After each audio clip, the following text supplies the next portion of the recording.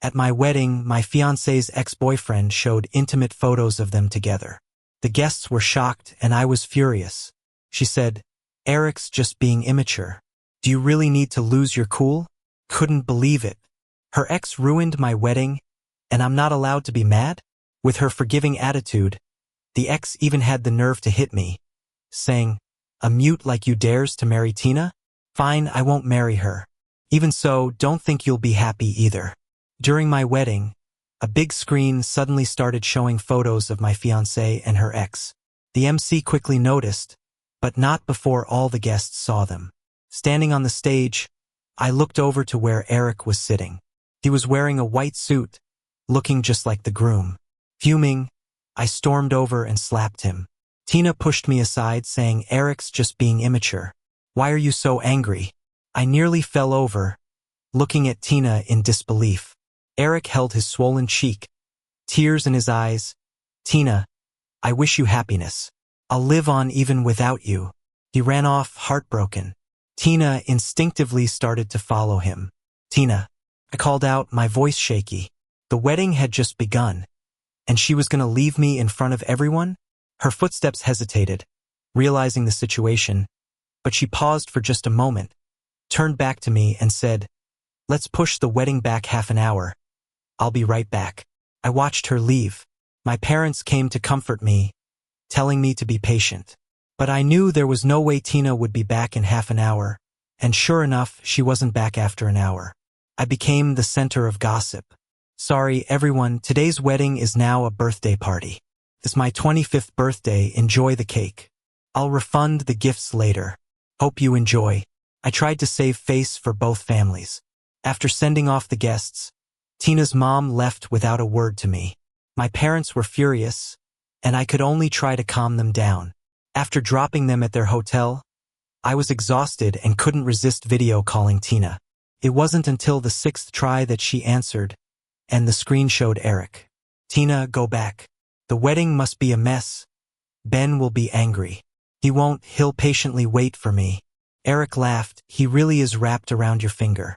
My heart ached, and I couldn't listen to them anymore, so I quickly hung up. Half an hour later, Tina called back, but only with a voice call I didn't answer.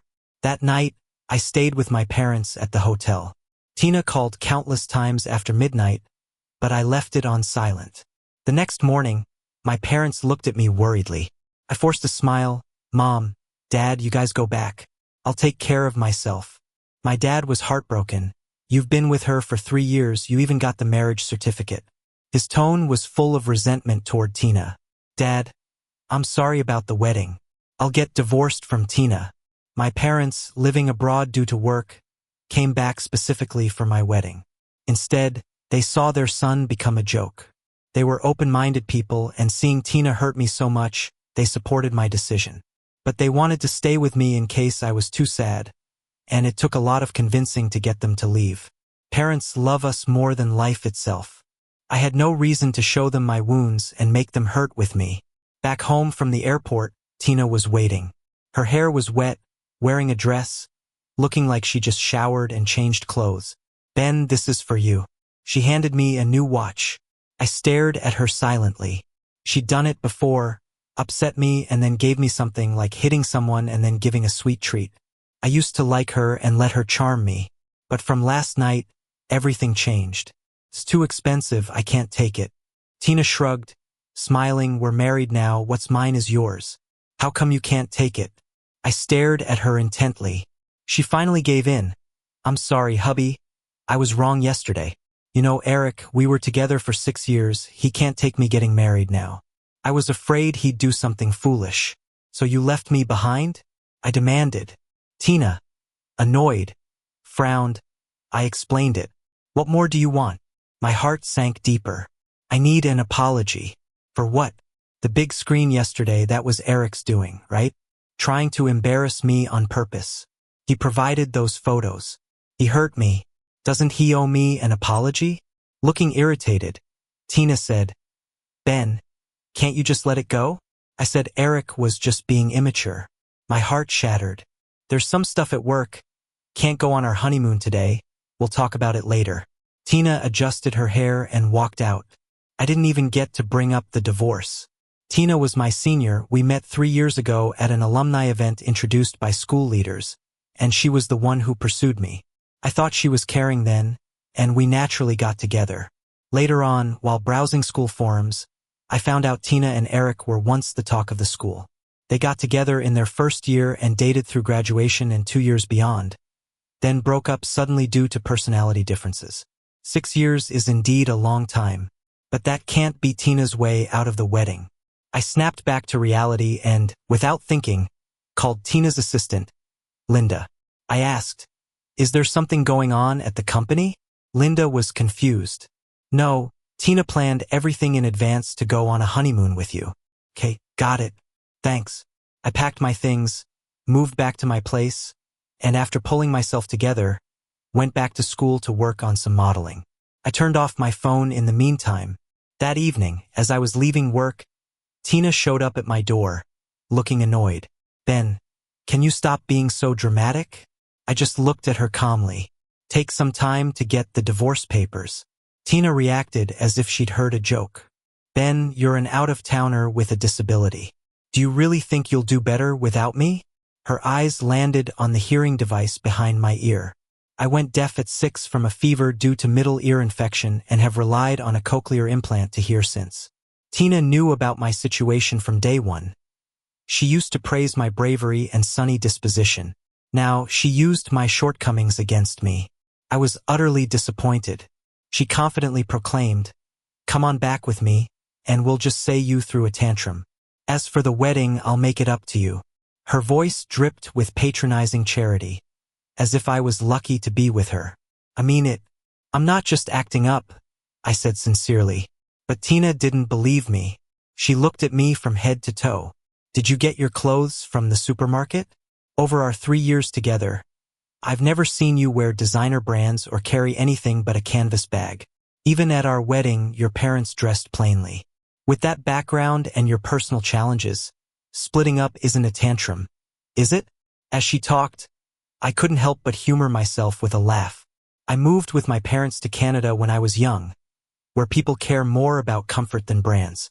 That mindset stuck, so supermarket finds are often enough for me. And canvas bags? They're simple, eco-friendly, and practical.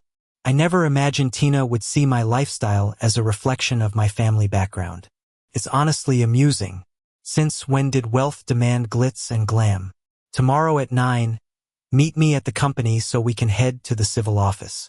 Our worlds didn't see eye to eye, so I decided not to explain more, just opened the door and went inside.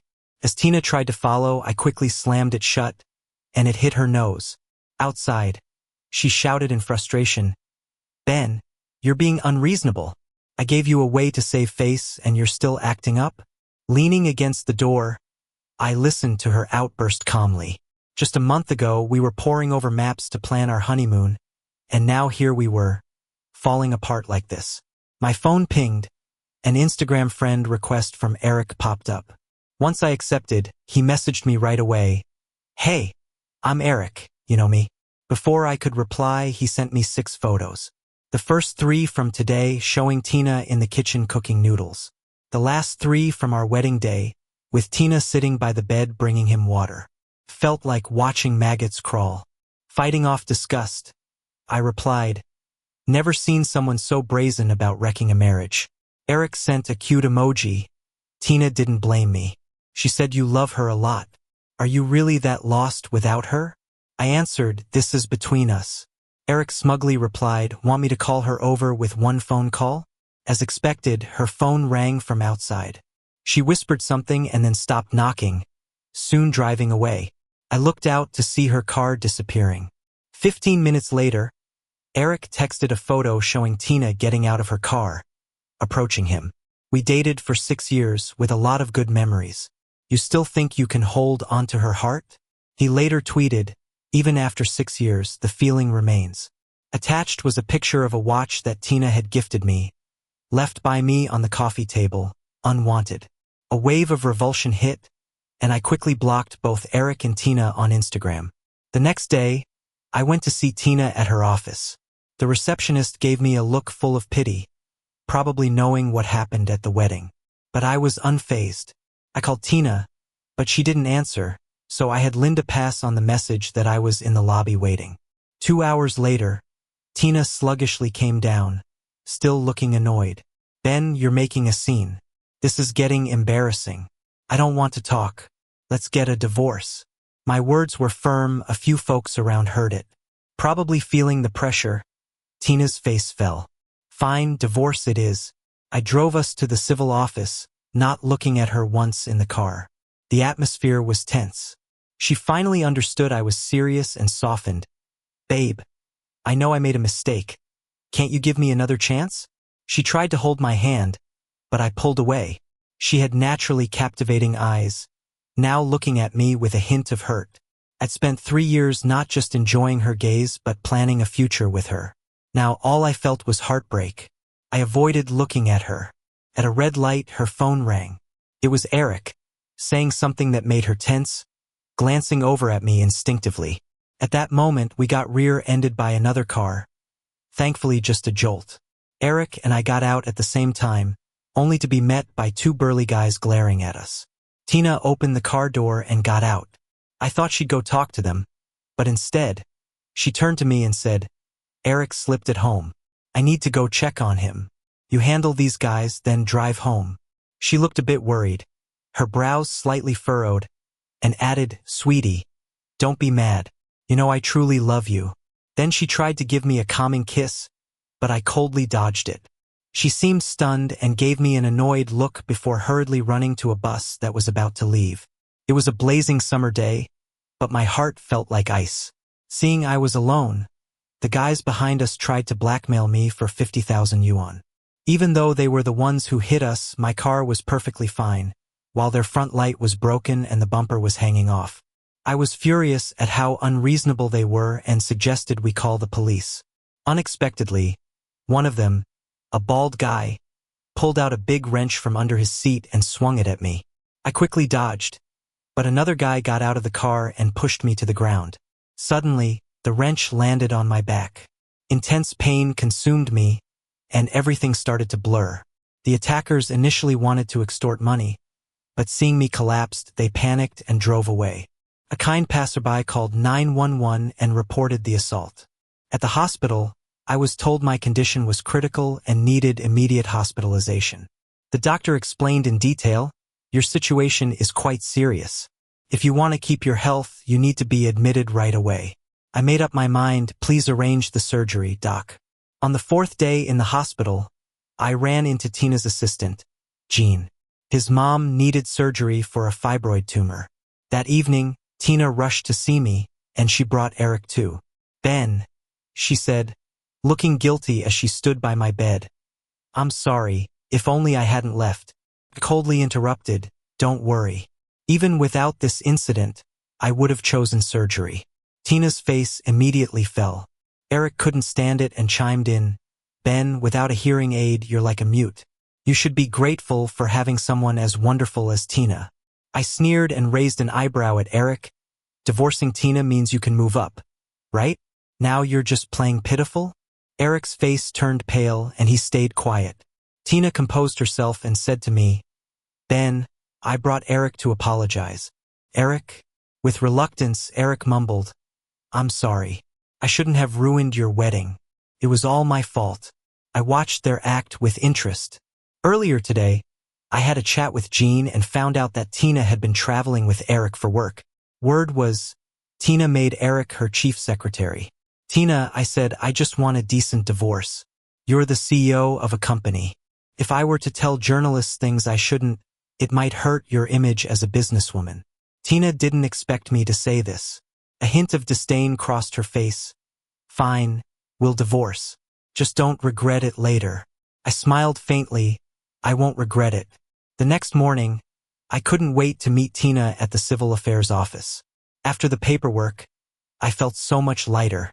Eric got out of the car to greet newly divorced Tina, and she seemed to be in a good mood. As we parted, Tina remarked, "Let's see how you get by without me." Once my health returned, I threw myself back into work. The math modeling project for the reservoir I led was wrapping up, and the government was starting the bidding process. Several bidding companies asked to meet me, hoping to get data on the reservoir construction. Ben, there's a company that wants to meet. When are you available? My assistant Mike asked. Turns out the company was founded by Tina. I never thought they'd be part of the bidding. To save everyone's time, I instructed Mike to arrange a joint meeting for all companies involved in the bid, and not to accept any private appointments. The meeting was scheduled at the school's office building. By the time I arrived, all the company reps were there. The reservoir was a big project, with an estimated government cost of around 4.5 billion yuan. Projects like this not only bring in significant profits, but also boost the company's reputation. So it's no wonder all the top execs showed up. Ben, Eric, and Tina were sitting together in the front row. Seeing me, they sneered, "This isn't your place." Tina assumed I was there to cause trouble. She got up, warning, "Ben, we're divorced. Don't mess this up for me." I chuckled, "Tina, it's been 2 months, and you're still so full of yourself." Tina eyed me warily.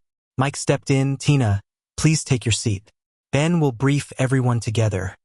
No private meetings." Tina stepped back confused. Mike introduced me. "Hello everyone, this is my PhD advisor, Ben. He's the lead engineer for the reservoir project's math modeling, and he'll share the relevant data with you." Tina and Eric's faces changed instantly. As their shocked gazes bore into me, I went to the podium and began my presentation. After the meeting, Tina hurried over. "You're the lead engineer for the modeling? At your age?" I calmly responded, "Didn't you know about prodigies, Tina? My dad's a legend in the math world, and my mom's famed in architecture. I grew up surrounded by this and fell in love with math as a kid.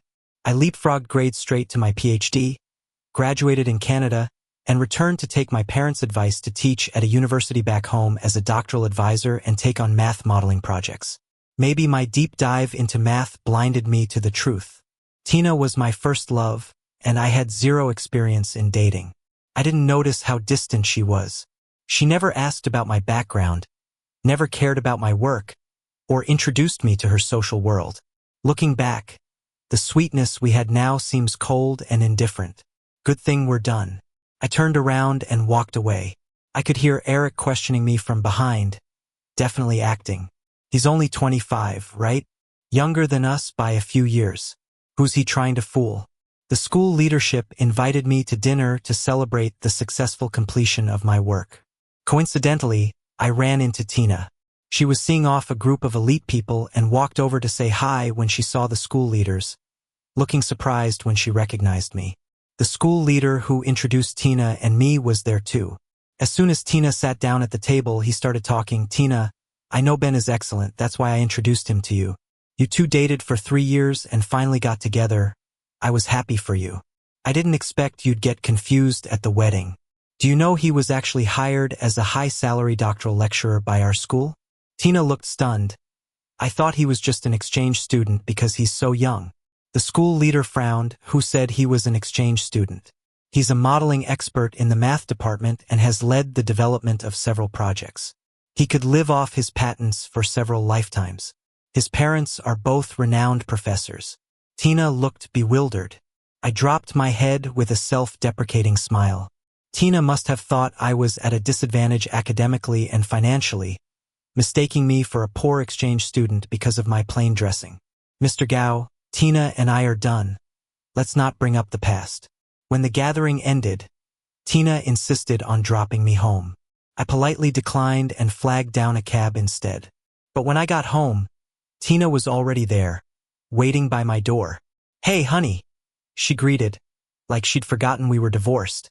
I looked at her calmly, a mocking smile on my face. "Tina, we're divorced." Tina reached out to hold my hand, but I dodged. Her hand froze mid-air. "Honey, I regret it. I couldn't stop thinking about you these past 2 months. Can't we get back together?" I found it amusing. When we divorced, she said I'd regret it. But it's clear now she's the one with regrets. Whether it's genuine or ulterior, I can't and don't care to tell anymore. "Sorry, I'm not interested in getting back." I flat out rejected her. Over the next few days, Tina kept showing up in my life. When I was in the lab doing experiments, she'd wait outside with a bouquet. During my lectures, she'd sit like a dazed student in class. She'd even show up at my door in the morning with breakfast. Her harassment was incredibly annoying. When Tina showed up again, I laid it out clearly. I'm not interfering with the bidding. It's all up to Fu Yang Company's capabilities. Tina froze. Ben, I'm truly regretting. It has nothing to do with the bidding. I stayed silent for a moment. When I looked her in the eye again, I spoke calmly yet firmly. But I no longer love you. Tina's face fell and she didn't come back that day. But that night, I got a call from an unknown number. Eric was sobbing, asking me to pick Tina up from a bar. I found it absurd and hung up. The next day, Eric came to school to find me. Ben, do you know how much effort Tina put into this project? How many nights she stayed up working? Are you okay with seeing her efforts go to waste? You've got the wrong guy. I'm just in charge of modeling. Bidding is not my department. Eric pressed, we know who you really are. With your influence, you could make Tina's company win the bid with just one word. You love Tina so much, and now you won't even help with this little thing? I chuckled, things change. After how Tina's treated me, you think I still love her. Eric's breath caught. Tina liked you after all. Can't you help her for the sake of what you had? I really can't. Just as it was time for my class, I turned and left. Eric, at wit's end, yelled, Ben, if you don't help, I'll make you regret it. I paused, looked back at Eric, her face twisted with anger. I smiled slightly. If they want to cause me trouble, I'll preempt them. Before I entered the classroom, I posted Eric's provocative messages online, along with a photo of him and Tina.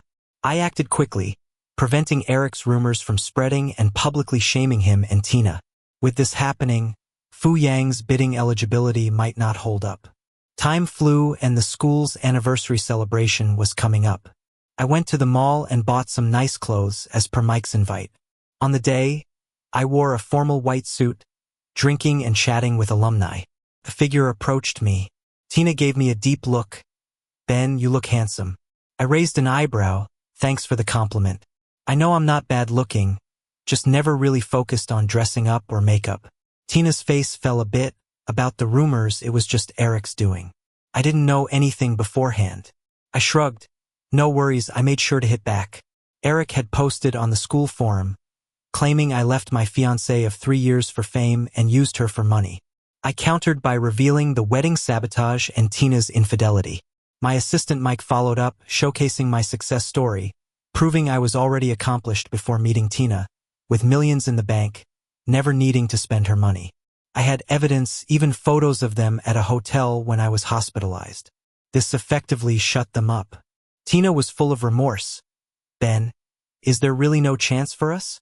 Feigning surprise, I replied, weren't you in a deep relationship with Eric for 6 years? Tina's face twisted in pain.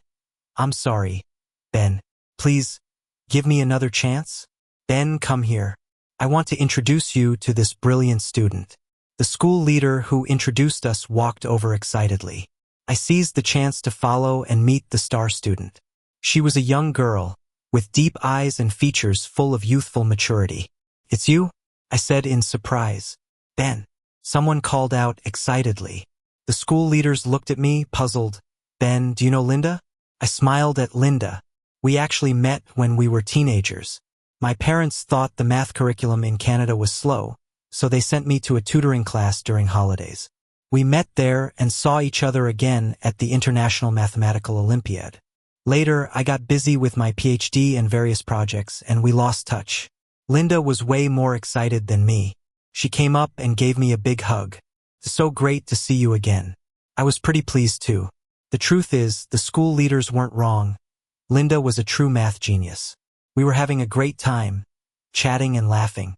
Meanwhile, Tina stood off to the side, looking upset. But no one paid her any mind. After her whole drama with Eric got posted on the forum by me, her reputation took a nosedive. Even the teachers who were once proud of her didn't want to acknowledge her. The school leaders were part of that crowd too. Tina seemed like she wanted to join in the conversation, but we were discussing math-related stuff, and she couldn't really contribute. Before long, Eric showed up to find her, and she walked away with a stony face. When the event was over, Linda wasn't ready to say goodbye. She grabbed my Instagram and phone number, asking repeatedly, "Ben, you're not going to lose touch with me again, right?" I shook my head. "I'm working at university now, and I've signed a contract. I'm not leaving for at least 5 years." Linda got so excited she wanted to hug me again. I took a step back. Her enthusiasm was a bit much for me. She noticed and gave me an apologetic smile. "See you tomorrow then." I later found out Linda applied to teach at University A. She became my colleague. She even rented the apartment across from mine, becoming my neighbor. I'm not great at cooking, and she happily took on the task, making meals for me every day. We were pretty much inseparable except for work. I'm not clueless. I understood how she felt.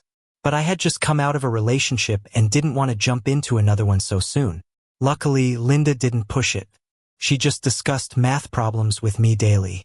I thought this life was pretty awesome. But Tina just wouldn't go away. Her company lost the chance to bid on the dam project. It hit her hard. I heard from colleagues she'd been drinking at bars for weeks and broke up with Eric. I'm a no-nonsense kind of guy. Once divorced, her business was no concern of mine. I just focused on my own research. But calm on the surface, life was anything but beneath the surface. The incident happened when I was leaving the elevator as usual. Suddenly, a woman in a gray jacket lunged at me with a long knife. I instinctively dodged back, trying to maneuver in the tight elevator space. "It's all your fault you took my spot." I recognized her. She was a fellow PhD from abroad also hired with me. She studied at MIT and worked on math modeling here at University A. The school leaders said her imagination was lacking for modeling work. "Idiot, just die already." She went for me again. This time, she got my arm, and blood started pouring out. I shouted for help, but no one was around. Just as her third swing aimed for my head, a woman jumped in and pushed her aside. "Ben, run," she yelled. I stood there, stunned. The attacker, eyes wild, started wrestling with Tina.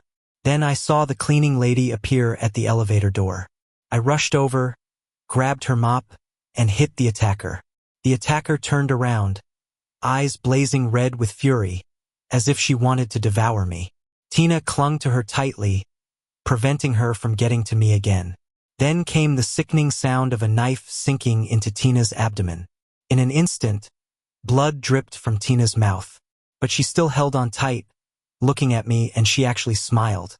I froze with horror, almost forgetting the danger. Thankfully, the campus security arrived, halting the attacker's madness. While waiting for the ambulance, I pressed on Tina's wound. "Tina, don't die." She weakly gripped my hand, her eyes locked onto mine. "Ben, can you forgive me?" I kept a straight face. "You have to stay alive for me to even consider forgiving you." Tina was rushed to the hospital for emergency care. The fellow PhD was taken by the police. Linda arrived while I was standing outside the operating room, covered in blood. "Your arm," she pointed out. I glanced at my bandaged arm. "It's fine. It's already been cleaned and stitched."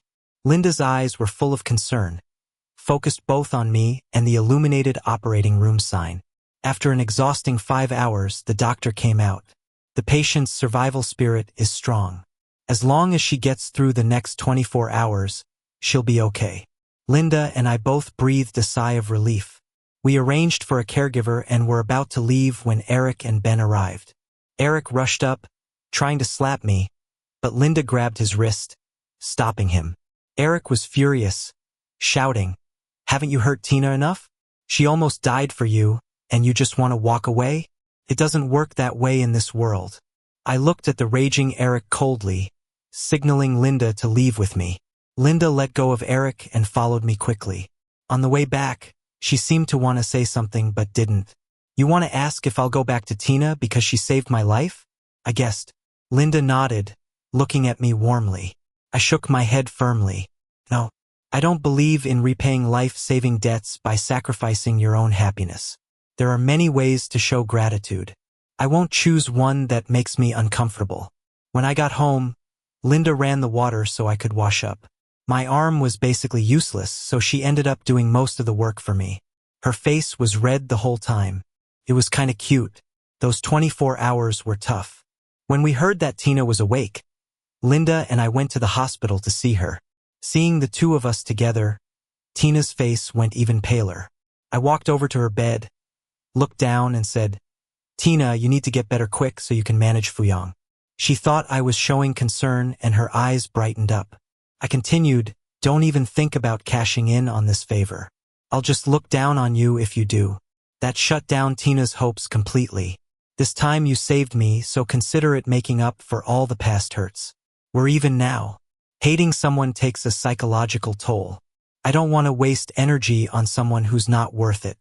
The moment you walk into Fuyang, "I'll forgive you." Tina seemed glum, listening powerlessly, not saying anything. After I made my point clear, Linda and I left together. Half a month later, Tina was discharged, and I went to pick her up. She was still living in the apartment we had set up for our marriage, where nothing had changed, not even the action figures I'd bought, still in their spots. The watch was still there on the coffee table. Seeing where I was looking, Tina remembered something and quickly explained, "The one given to Eric is a knockoff. It's not the same as this one." I smiled at her calmly. "Let's not bring up the past." Tina swallowed her words, looking pale as she sat on the couch, still with the cushions I'd bought. She picked one up and placed it on her lap in silence. "I had arranged for a housekeeper for her. You're not completely healed yet. Take it easy and rest at home." Once the housekeeper arrived, I got ready to leave. Tina stood up and called out to me, "Ben, you know, right?" I turned to look at her. "I know. That PhD student was all stuck up since he got to university, feeling frustrated. Eric found out and, under her provocation, he blamed everything on me. He tried to kill me after she manipulated him and drugged him." Tina nodded without any expression. "Yeah, I didn't expect Eric to be so vicious. I'm sorry."